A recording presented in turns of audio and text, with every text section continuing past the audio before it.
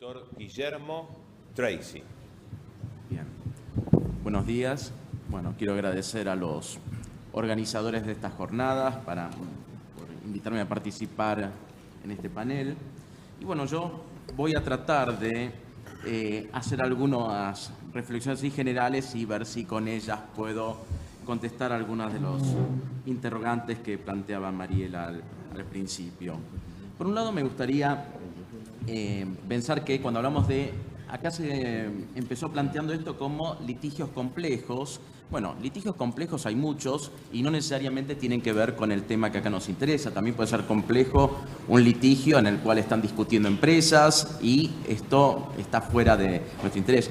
¿Qué le da complejidad a un litigio? Pueden ser muchas cosas. A veces la realidad que está fuera del expediente, a veces la cuestión jurídica no es necesariamente compleja y a veces sí hay una cuestión jurídica compleja. Pero vamos a enmarcar esto dentro de lo que es el derecho de interés público, ¿sí? Que es, en realidad no es una rama del derecho, en todo caso es un conjunto de principios, de prácticas jurídicas que tienen como norte, como objetivo, asegurar determinadas pretensiones sociales, es decir, sobre todo se vincula con la efectivización de los derechos, la justicia social, etc.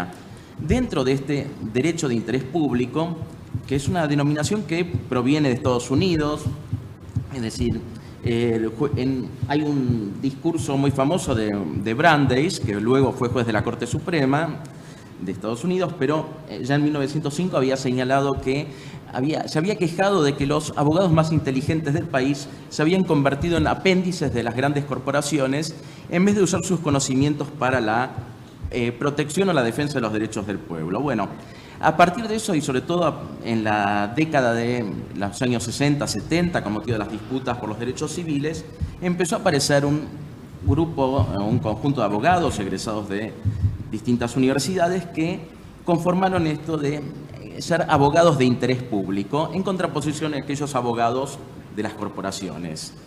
Bien, y dentro de esto, del derecho de interés público, aparece el litigio estratégico. Ya los dos términos, a mí me gusta ingresar al tema de las palabras, me gusta hablar de palabras, aunque a veces es algo meramente nominal, puede ser, pero a lo mejor nos sirve para caracterizar algo que existe y no sabemos el nombre, pero puede ser aquello, quizá sea como descubrir que hablamos en prosa. O sea, el litigio estratégico estaba ocurriendo, pero a lo mejor no le habíamos puesto ese nombre. Por lo pronto es un litigio, es decir, es una herramienta judicial que utilizan, sobre todo, que utilizan las organizaciones de la sociedad civil, pero también, insisto, hacen el litigio estratégico las empresas, otro sector que nos interesa. También las empresas tienen estrategias no solo políticas, comunicacionales, etcétera, para avanzar determinados puntos de su agenda.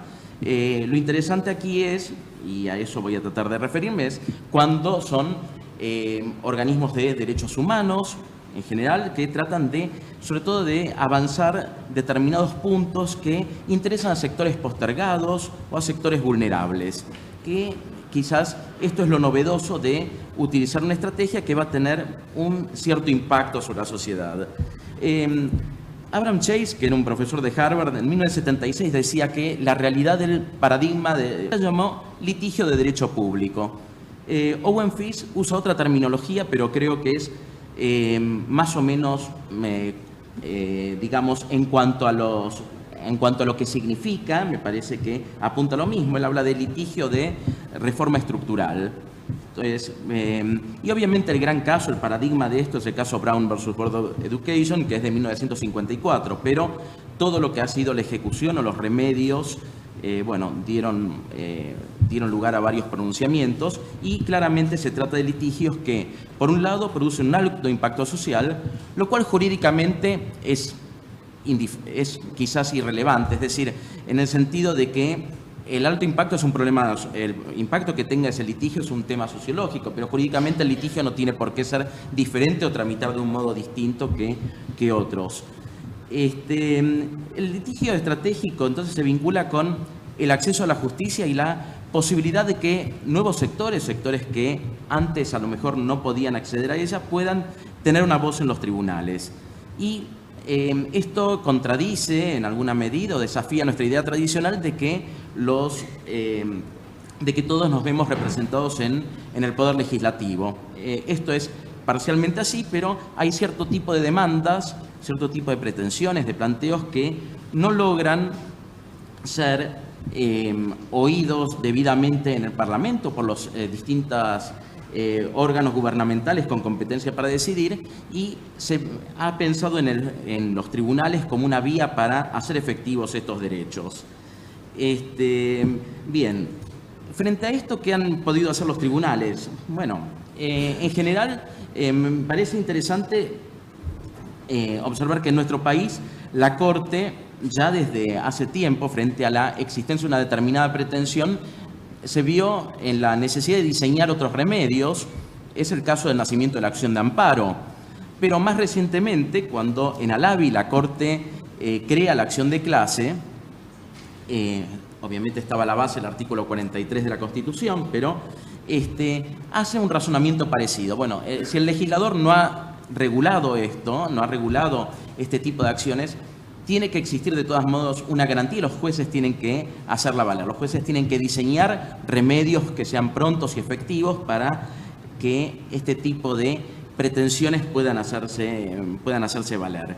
Y de ese modo lo que existió fue efectivamente una regulación judicial de un litigio que no tenía ningún tipo de previsión legislativa. Es decir, lo único que teníamos era una norma escueta dentro de la Constitución a partir de la cual se fue elaborando.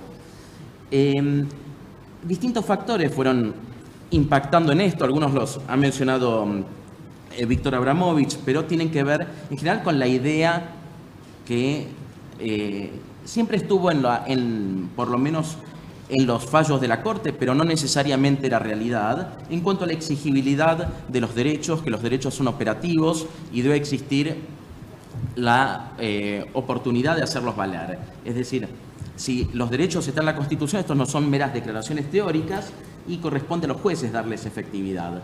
Esta idea, luego de la reforma constitucional de 1994, fue cada vez cobrando más cuerpo, sobre todo por un elemento que la Corte empezó a señalar con total claridad en un presente reciente, que es el control de convencionalidad.